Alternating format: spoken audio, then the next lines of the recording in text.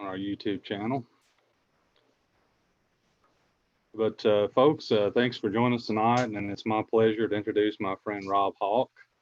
Rob is a county extension director for North Carolina State University Extension, and he supervises 2 extension offices in Swain County, North Carolina, and also in Jackson County, North Carolina. And I first met Rob, we were looking for a field trip for a council when I was a Kentucky agent, and I found an article that ranked Sylva, North Carolina as one of the top small towns you've never heard of. So I contacted the extension office there and got in touch with Rob, and he graciously let us come down and gave us a tour of the town, introduced us to the Chamber of Commerce folks, and then we did that again after I became a Virginia agent. And then he's also been up and done some things in our county here. He ran the Cloud Splitter a couple years ago. Was it the 25K that you? Yeah, that was plenty. Yeah. So cross paths with him there. So he's going to talk to us tonight. Here a few weeks ahead of the election about ethics, and he's going to talk about cowboy ethics, code of the West. And so Rob, I'm going to turn it over to you. All right. Thanks, Phil. And I appreciate you, Phil, reaching out to me to present, because we're doing a lot of virtual. Phil and I were talking before y'all got on, and we're trying to get back to some normalcy and have some things in person, practice and distancing and with the mask and all that. And we're getting there. It's just slow. So like Phil said, I'm Rob Hawk, County Extension Director in Jackson Swain. If y'all know where Cherokee is, I'm sure you've been to Cherokee. And then, of course, Sylva is the county seat of Jackson County. There's a university 5 miles south of there called Western Carolina University. Bryson City is one of the towns that has really boomed as far as tourism. It has become a true destination site in the last 10 years, within the last decade. Not on the scale of Gatlinburg, but it has been truly found. So one thing that as a county extension director, outside of administration and supervising staff, 4-H agents and horticulture and home demonstration and administrative staff, we do a lot of community development work, leadership development, and natural resource type work, along with helping the staff. And one thing, we're such a heavily tourist area that we came up with about 15, 16 years ago, a program called Quality Customer Service and Hospitality. And I've taught that to small businesses, local governments, nonprofits, you name it, we've done it. Smoky Mountain railroad staff, all through the mountain area, especially in Swain and Swain County, especially.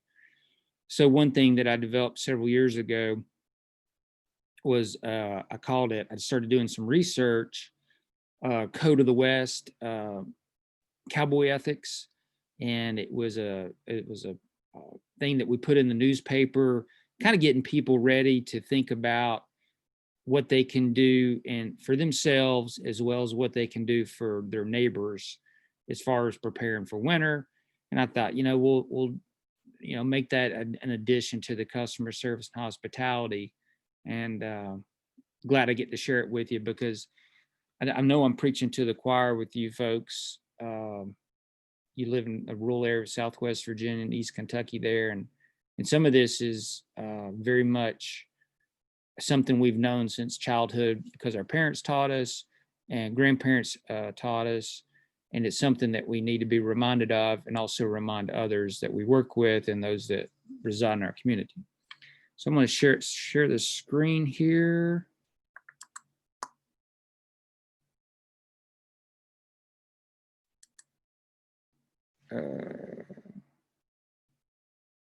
Let's see.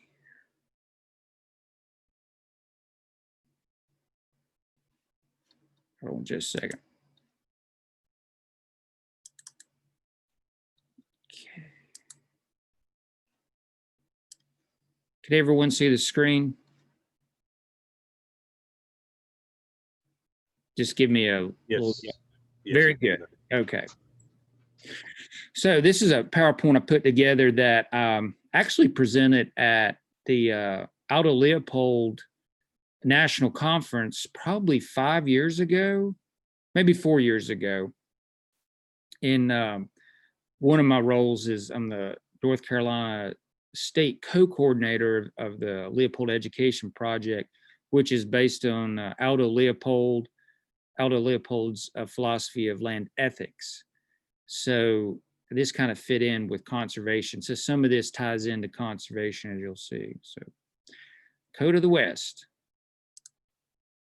And this is the Code of the West. Cowboy ethics is really drawn from some of the information that the code was never written down. It was what people on the frontier lived by, that cowboys on cattle drives lived by. There was, you know, it wasn't your attorneys, it wasn't your bureaucracy trying to force codes and ethics on people. It was how they lived. It was a lifestyle. And that's something that hopefully we can regain at some point in our culture. And I still think we do have a lot, especially in rural America. So it was something that, if y'all remember some books that Zane Gray wrote, he wrote a lot of old Western pioneer stories, cowboy stories. And he found out that it wasn't a code that was written down, but it varied, and it varied from location to location. So when you Google Code of the West, it may be tweaked a little bit different, but there is a common thread to what those ethics were. And everyone didn't live by the code, you know, especially outlaws and things, and we still have that today. But those who did live by the code, they found their life strangely affected. They found people trusted them and wanted to be associated with them. And in turn, they found the people they associated with also started living the code. So Chronicle of the Old West is reviving the code, and that was the purpose of the newspaper article and the little program I put together. So, and these kind of even came back from the mid 1800s. So one thing that, you know, we all need to remember is live each day with courage. And especially during the year we're living in, there's a lot of stress, there's a lot of challenges. Some of those are naturals, definitely physical, mental. The mental stress is pretty strong. So you can kind of take this and tweak it to that. But the point was, the Code of the West, brave the elements with calm and collective behavior. Anytime we become upset, frustrated, a lot of anxiety, the people that we lead in our communities and work with, that doesn't go very well, and usually creates some anxiety and tension on the community's part. So as a leader, remember to live each day with courage and stay calm and collective. Stay calm and carry on. I think that's a quote that came out of England during World War II. So that's similar to that. Remember to take pride in your work. Cowboys did this. Do your best. At the end of the day, you have something to be proud of. Always finish what you start. There is no quitting. Those people that did live, they were very committed. And we see a lot of things today that people just don't commit. So do what you say and follow through. Do what has to be done. Stand for right versus wrong. And I think we were all raised that way.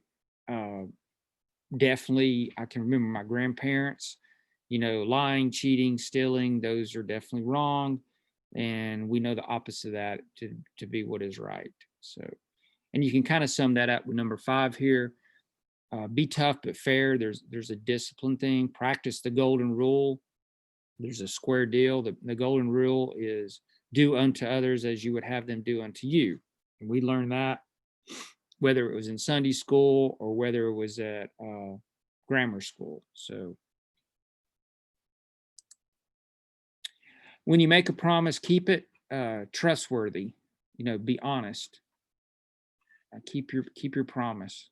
If you can't, you know, communicate that you can't, something's happened, and do the best you can. This is always a tough one for a lot of folks. Ride for the brand. give allegiance and respect. We always don't agree with our employer. We always don't agree with the community that we live in, but we should be, have pride in the community and pride in the employer. And if you can't ride for the brand, they say, it's probably time to move on or help make changes. So give allegiance and respect. And by the way, I've lost the book that I took some of this from. It was written by a broker on Wall Street. He wrote Cowboy Ethics, and I loaned that book out, and I think I loaned it out. Anyway, I've lost it. So I wanted to show you that. You can Google it. It's a really good book with some beautiful pictures, and it explains this. And his intent of writing that book, Cowboy Ethics, was to hopefully change the way Wall Street and the people on Wall Street did business. So I'm not sure if that's happened or not, but that was his intent. So talk less and say more. Boy, we've heard a lot of talking here in the last 6 to 8 months, haven't we? So be simple and truthful. I think you could probably take talk less is when you send out emails, make it brief and concise. Boy, I tell you what, to get through some of these emails today, we can talk about this. Just like reading through a dissertation. But that's the world we live in. So remember that some things aren't for sale, and this is dignity. This is how I read it out of the study I did. Dignity over dollars. Some things just aren't for sale. Excuse me. And then I think this is really important, getting down to the meat of it. Know where to draw the line. Being neighborly starts with not crossing boundary from right to wrong. And some of this presentation will resonate with people that work in agriculture and work with farmers. All right. Now I need your help on this next one. Generosity. And I put this picture up here, this painting. And if anybody would like to share what they see here, give me a synopsis of what the story is here. It's like he's got a Coke in his hand. Yeah, I think he does have a Coke. I thought it was a lollipop. Okay. Now, cowboys don't eat lollipops, do they?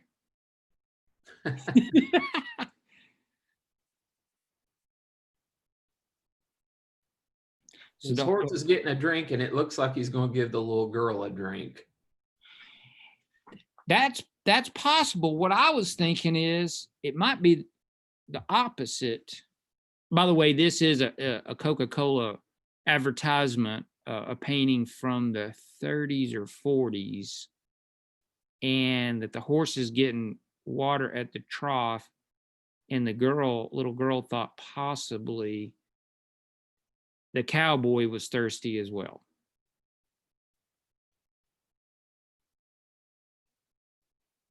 So a simple act of generosity that can go a long ways. And I guess this cowboy was on a cattle drive. But maybe he is giving her a drink. I'm not sure. Anyway, Code of the West, Cowboy Ethics, it's about generosity. Unwritten code of conduct. The Code of the West, like I said, was chronicled by the famous Western writer Zane Gray. The men and women who went westward during the expansion of the U.S. were bound by unwritten code of conduct. This is just what you did, or you probably didn't last long. The values of integrity, honesty, stewardship, and self-reliance guided their decisions. Remember that last one, self-reliance. Actions and interactions. Their actions, behavior, and how they interacted with others. Even though the pioneer and cowboy days have long passed, we still have a degree of isolation and independence while being community-minded. And that's very true in rural America. Our rural characteristics require and ask of us to follow the loose principles of the Code of the West. Being prepared for daily life takes on a new meaning in a rural area. These principles include the following. This is kind of summing up the other ones I went over. Reciprocity is the rule. Being neighborly is a two-way street. The road you help repair this summer from the heavy rains or plow this winter from a weekend snowstorm helps everyone in your neighborhood get to work come Monday. And hopefully this happens in your communities. I've seen it happen here as well. And that's something that we need to be mindful of. And we can extrapolate that to, what are we doing for the people that can't get out during this COVID-19 year? Are we trying to look after them, or do they need groceries? Maybe they can't get to the store. Maybe they're lost their jobs, which that has happened quite a bit. What are we doing to help these people? That's something, and keep an eye on them. So reciprocity is the rule. I'm a more of a visual learner, so you'll notice I put in some art with all of this. Plus, it makes it a little more interesting. Looks like a couple neighbors out back in the day, shoveling snow. Boy, I'd hate to shovel snow like that with a shovel, wouldn't y'all?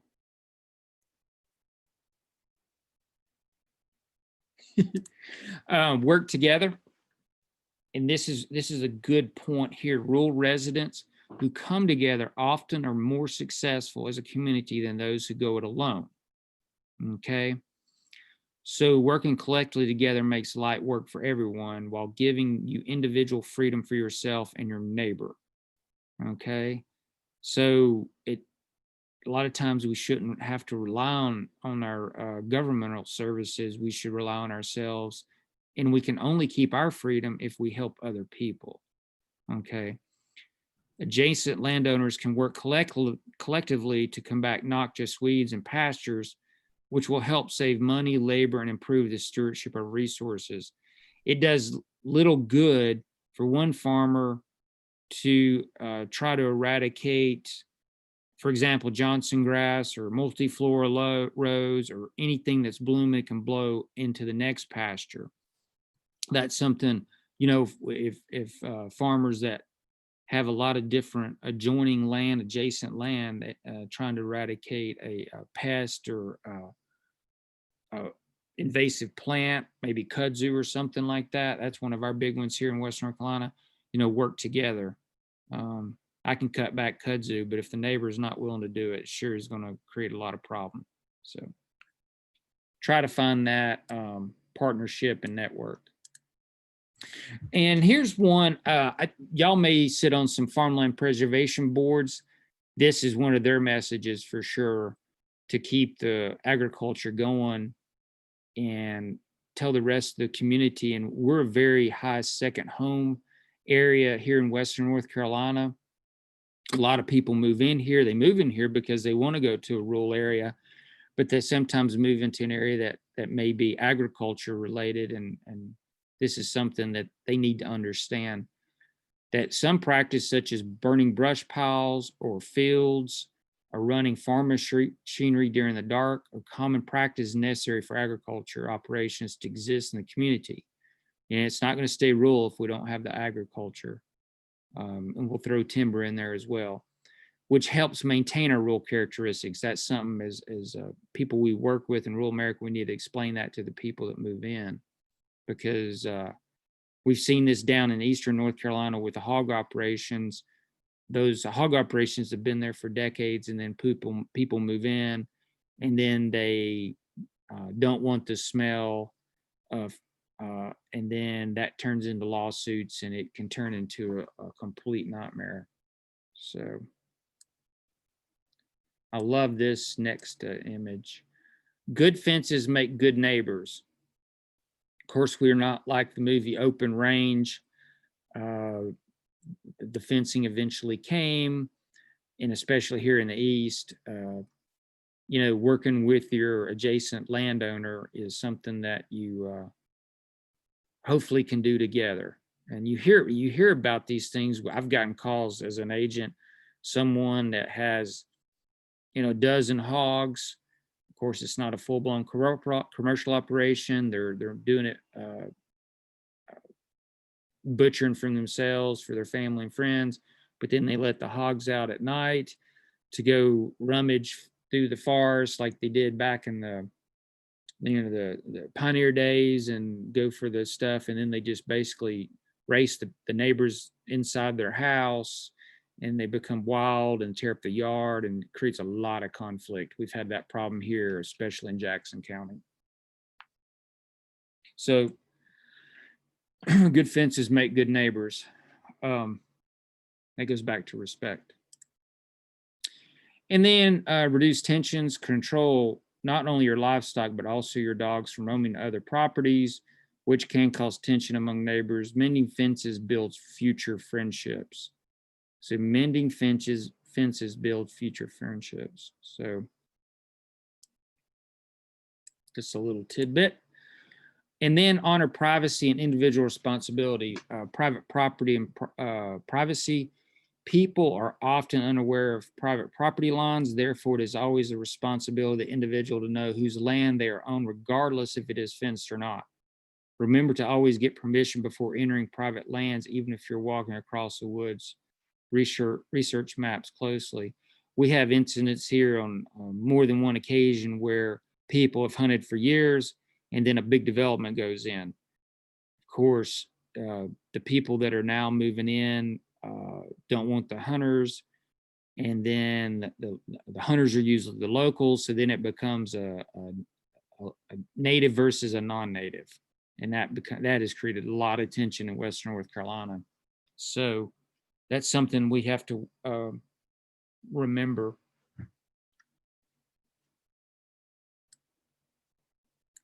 Here's a good illustration of that. Practice privacy.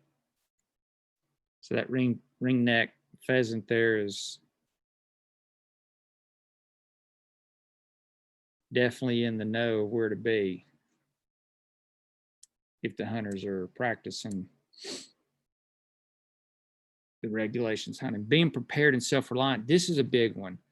So being self-reliant is something that I think we're slowly losing. And I think we need to regain. Consider that the nearest emergency services may be 30 minutes away, or the road you're driving on today may be impassable. When a flood strikes, a windstorm, a snowstorm, do you have an emergency kit? Are you as an extension person helping people have an emergency kit? Food stock for snowstorms, medical and food supplies, always on hand at all times of the year, check monthly. This is something that we can do with emergent preparedness in our line of work and helping others and ourselves. So keep that in mind. One thing in extension, y'all know this, we always try to do a lot of food preservation, drying foods, canning foods, safe food preservation, that type of thing. That's something that growing your own food and gardening, that's something that extension was always been about, and that's who we are. So you can do it. And here's the point. If you don't take care of yourself, you can't take care of others. So in general, respect your neighbor's endeavors, maintain self-reliance, and being neighborly are the roads to individual freedom for yourself and your neighbor. The friendly wave between you and your neighbors as you pass each other on the road each morning is more than just a wave. It is the rule living code of conduct. And I've noticed that people that is a practice that has really gone by the wayside. But it's still very important. It lets them know you're part of the community. And then one here, conservation is about generosity and grit. One thing when we teach conservation education, on conservation field days with soil and water in our counties, we teach them that it's about giving to the next generation. It's about being generous, making sure that the people have the resources they need in the future, whether that's timber, clean water, wildlife, so on and so forth. So, and then Code of the West, conservation, it's about grit. You're gonna have to take some uncomfortable ways of your lifestyle in order that you live free and others live free as well. So let's see. I'll turn this. Okay. So I'm just going to kind of open up discussion and ask what y'all think, and then what types of talk about Code of the West and Cowboy ethics that you're practicing yourself or you're teaching in your communities.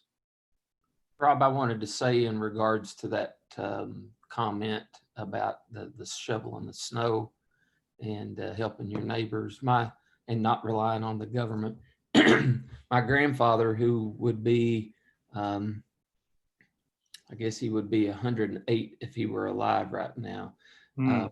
When I was growing up, all the men, we lived in a coal camp, and the men did not wait on the city to plow the road. They would go out and they were responsible for the section in front of their house. And they would get mad when the city came through with the plow because they had done a better job than the plow would do, and the plow threw the snow back in the road. But these were retired men that were getting out and doing this. Wow. And so, that's having that community mindedness. Yeah. And looking out for the people that live, on up the road above you. That's really, really important. Mm-hmm. That's incredible. Yeah. Not easy work. No.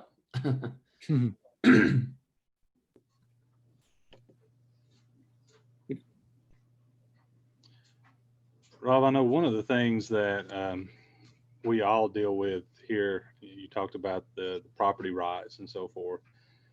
Probably all of us could look at issues.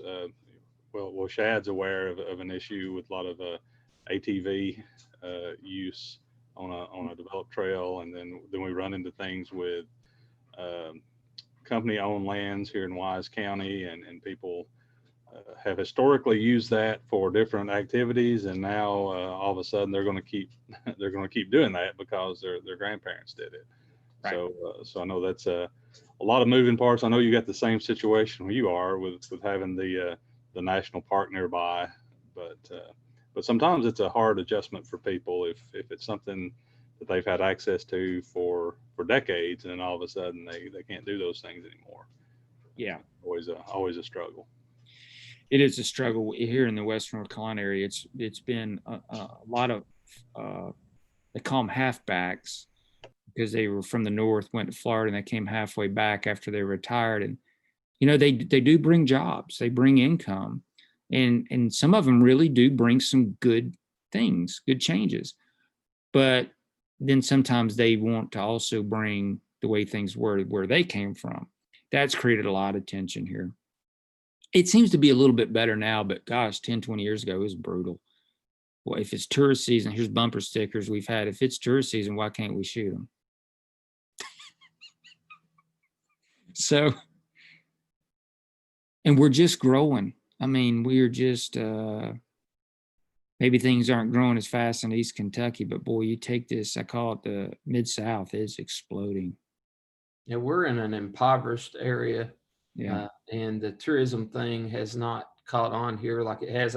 I just went to Bryson City since the COVID started. We came down, we rode the train. Yeah. And a beautiful town. And you could tell that it was bustling. Yep. And you could tell that it hadn't been that way. Nope.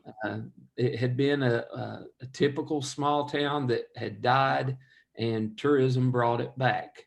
Yeah, it was a timber town, and then it's been a remarkable transformation.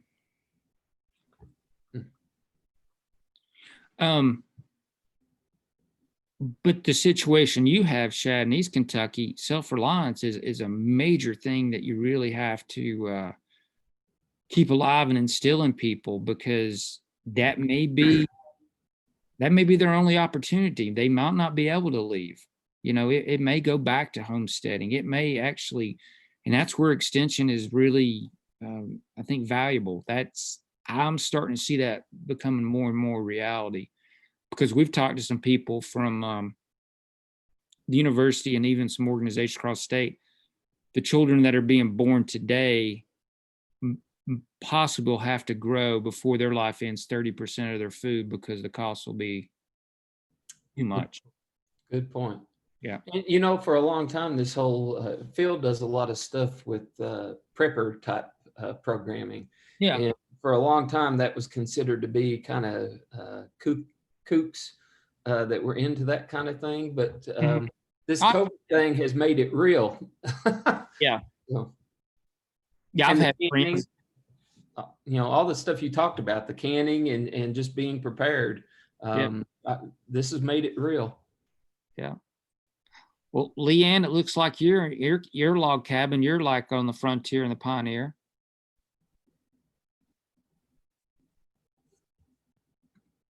Oh, do you mean me? Yeah. Oh, okay. You're in a Okay. cabin. Yeah.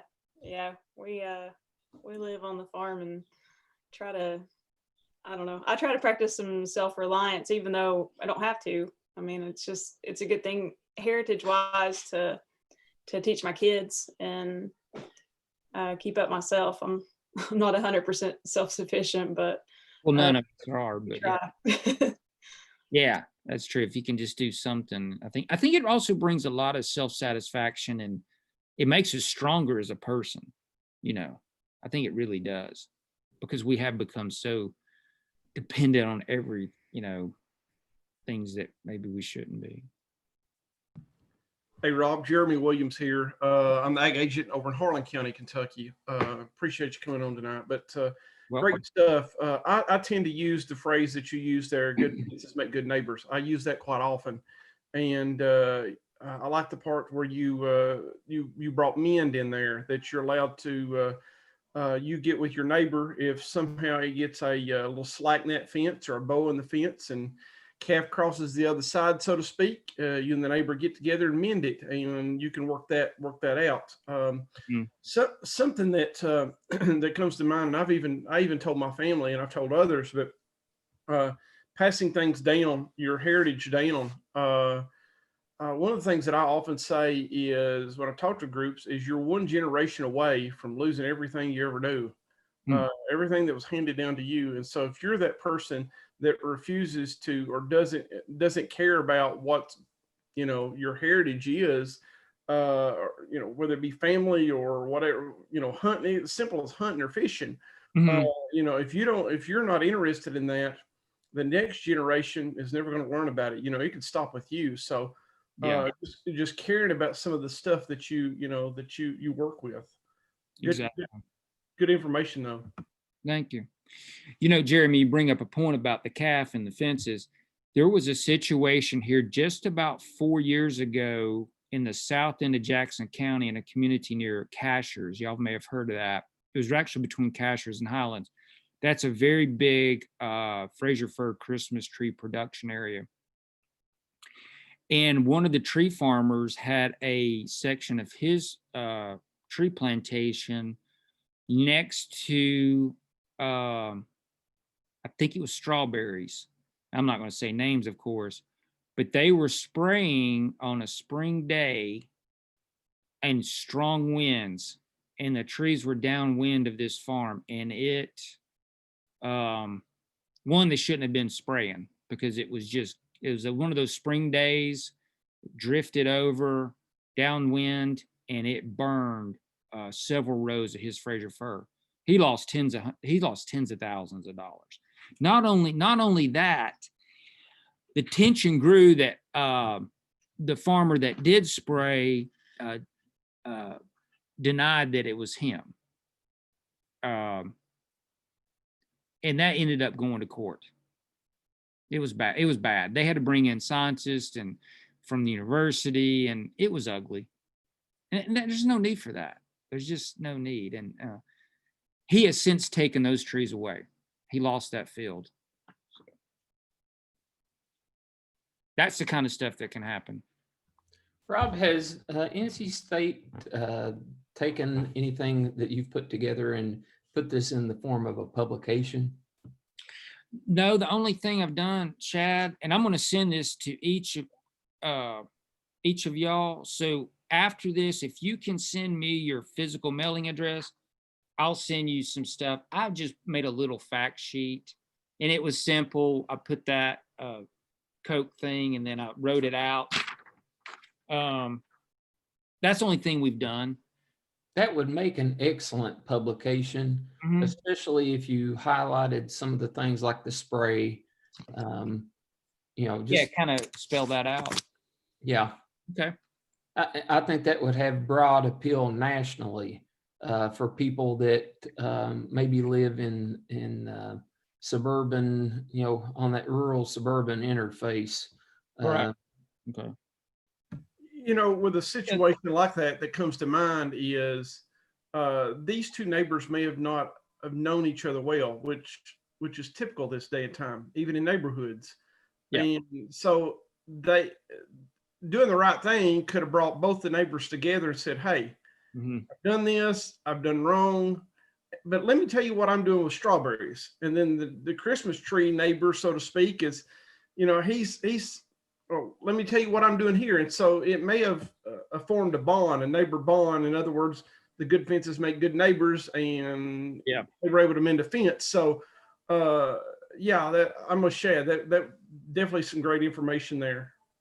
Well, and our ag agent got right in the middle of this, had to, and she had to bring in experts to do the samples and send the samples down to the university and what was the damage, and it got ugly.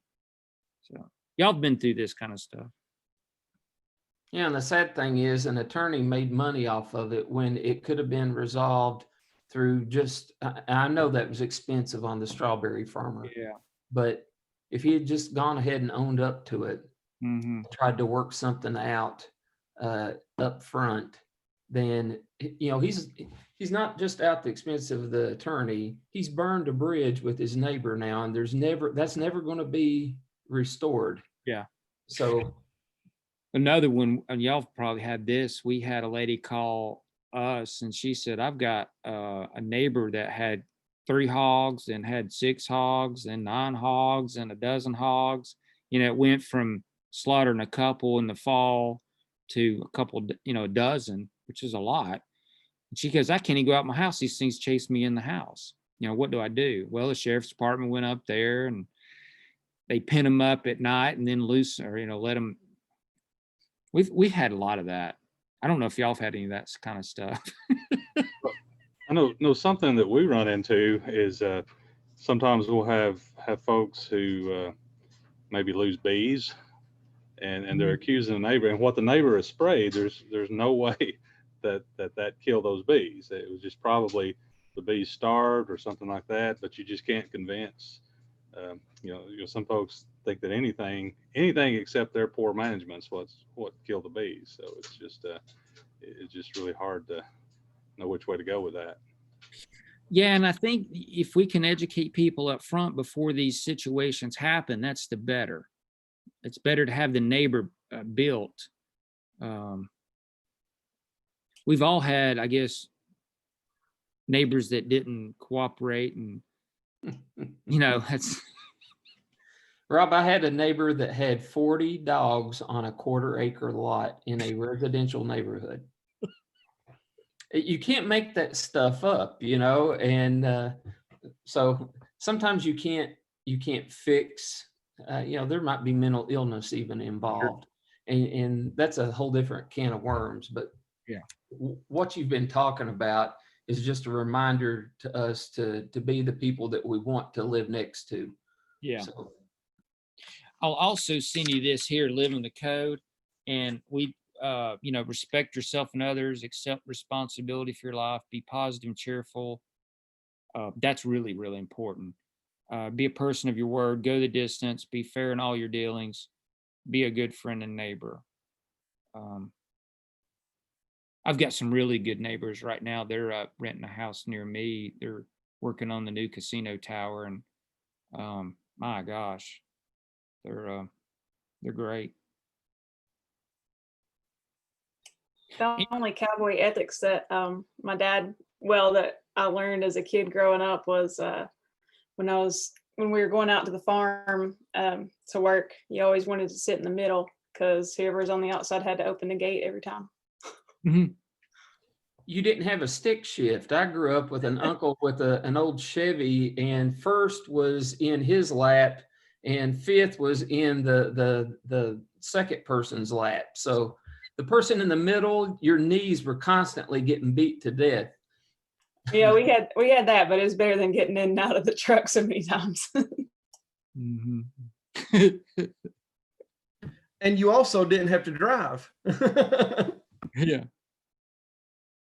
Well, let me, before we go on, finish up, but where's everybody from? Okay, I know, Leanne, where are you from? I do the 4-H program in Wise County with Phil. Okay, I got and Aaron, that's you in Yeah, I'm from Scott County, Virginia. Scott County. Okay, It's on the suburbs of Gate City. I know where you are. Wise County. How do you pronounce your name? Jaquita? Is that right? Jaquita. Jaquita. Okay, I've never heard that. And Dustin, where are you from?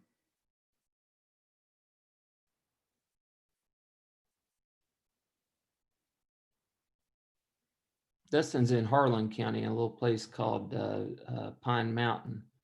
I know Pine Mountain. Yeah. Okay. Is Woody in Virginia or Kentucky? He's in I'm Harlan in County, Harlan. Kentucky. Okay. Woody actually lives at the metropolis of Ray. That's RHEA. Isn't that right, Woody? Yeah, I think I'm the mayor. That's what I was going to say. I think you're the mayor. I think I'm the mayor and the city councilman. Hey, that's like where Phil grew up. Was it Ray County you grew up, Phil? Well, it was Grundy County. Grundy County. Yep. But Ray was south of there, or no? Yeah. Yeah. Well, it was more towards, I guess, Dayton and that area. Okay. Right. So I grew up in Cleveland, Tennessee, Bradley County. So we're all kind of Appalachia. There's a culture to us, and we are a culture that really, we like to be, we're independent. We live in isolation, but we're also a culture of giving too.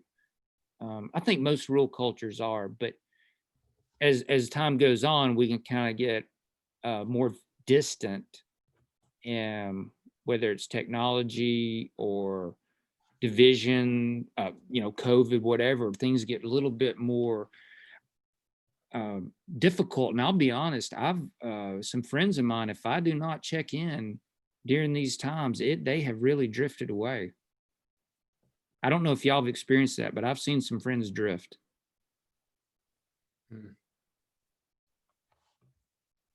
Kind of have to go back out there and pull them back in with an apple cake. This COVID thing has caused people to retreat somewhat, and this is an observation from church.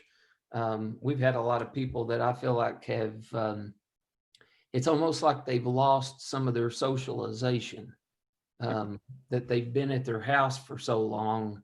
They've kind of they don't talk much anymore, and they've just changed. It's changed people. Yep. And some people do have to be very careful, but we're not meant to live like this either. And like you said, it can really bring in some mental illness, and Depression.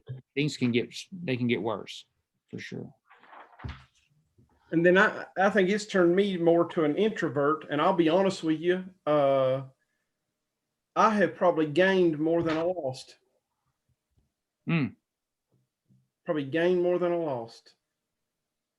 To be more extroverted? To be more introverted, or not to be as social as I once was. Oh, okay.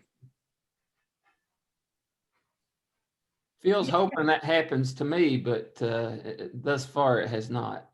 Yeah. Yeah, a little dose of introversion wouldn't hurt you any. Yeah. There's definitely good, positive things that come out of it for sure. I've known that people said that they have more family time, right, together, so that's not a bad thing, for sure. Now, the youth being out of school, don't know if that's going to be good long term. But hopefully things will end. But I think we really need to think about taking care of ourselves and taking care of each other during this time and as things progress. Well, great job, Rob. That was an excellent presentation. Yeah, definitely awesome. by the way, it's good to hear somebody from Cleveland, Tennessee. When you hear Cleveland, you mostly think of Ohio. I have family in Cleveland, Tennessee. So, Do you yeah. really? Yeah, matter of fact, my mom graduated from Lee University Did she really? back when it was Lee College. It's Lee College, yeah. Oh man, it's become a big old school now. Yeah. They're big time. Is that where the Ocoee is? Yeah, Yeah. just Okay. east of there in Polk County. Yeah. We just did the Ocoee this summer, so we Oh, good. stayed at La Quinta, which is like the nicest La Quinta in the universe. That's the fanciest La Quinta I've ever been in. Really? I was a river guide up there in college in the summers. Oh, great job. Oh, it was, yeah. But well, I tell you what, I could write a book about the experiences, the people I met. I saw that when we were there.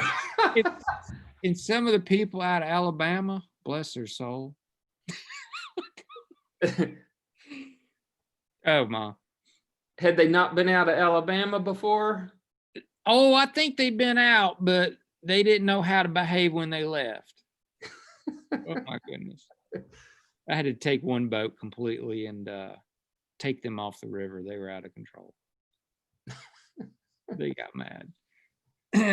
Good people. It's fun. But all of us work in a service industry. And one thing I do, I have a program. It takes 2 or 3 hours. If it's in person, I've done customer service and hospitality training. Like I said, we're such a heavy tourist area and repeat business. If y'all ever want to do that, I can do that too, Phil. Oh, that'd be great. It'd be easy to do online. So. And I think we have you scheduled, is it in January, for the Leopold Education Project, to give an overview of that? Yeah, I'm gonna definitely give an overview, and Aldo Leopold talks a lot about ethics. Right. So it's something that a land ethic, conservation ethic. Right. I look forward to that. Hopefully, Yeah, y'all. why don't you try to get him scheduled for that hospitality thing, maybe for February. Okay. Yeah, we can do that. Yeah. Some of y'all all work, agriculture. All of us have some kind of community development regardless, and leadership. Y'all are all leaders in your community. Well, I will send you some literature. How about that? I can send a hard copy. I can send it electronically. If you want to print it, however you want me to do it, I'll send it to you. It doesn't matter to me. Email's fine. Even if you want to send it to Phil, he can get it out to us and we can disseminate it. Yeah, I was looking at the list. I think I have emails for everybody except maybe Dustin, but I can get it to Jeremy and he can get it to Dustin. I think I have emails for everybody else. So yeah, I can certainly send that out. Okay, I'll do that between now and next week. Okay. Rob, I appreciate it very much. I've enjoyed this. And It's really nice to meet new folks out there, and I appreciate you, Phil, including me. And maybe we'll meet in person one day. I love y'all's area too. It's a lot of fun. yeah, do the cloud splitter next year. You'll enjoy it. You need to get him to come up and do the Pine Mountain Trail. I think he's been on sections of that, haven't you, Rob? I have. I didn't do the race over there, but Right. You need Chad, to. did you do the cloud splitter? I have helped with it before, but not recently. Yeah, I might be back next year. If you come back, you should get Phil to take you up to the newest part of the Pine Mountain Trail that goes into Jeremy's County. It's Letcher and Harlan, and Okay. it's really spectacular. Yeah, Erin on here, she's volunteered a couple years now for one of the aid stations. So she's familiar with the mix of people who come through there, and very dedicated folks. Hey, Phil, I forgot, what was that woolly booger thing in the forest there in the mountains that It's the wood booger. I was trying to explain something. That's the wood booger. That's how Phil got his job. They thought he looked had a uncanny resemblance to the wood booger. That thing killed me. Where was I? Oh, I was up in northern Wisconsin. Oh yeah, back in July for a vacation with some family, and they had this thing look like a Tasmanian devil lizard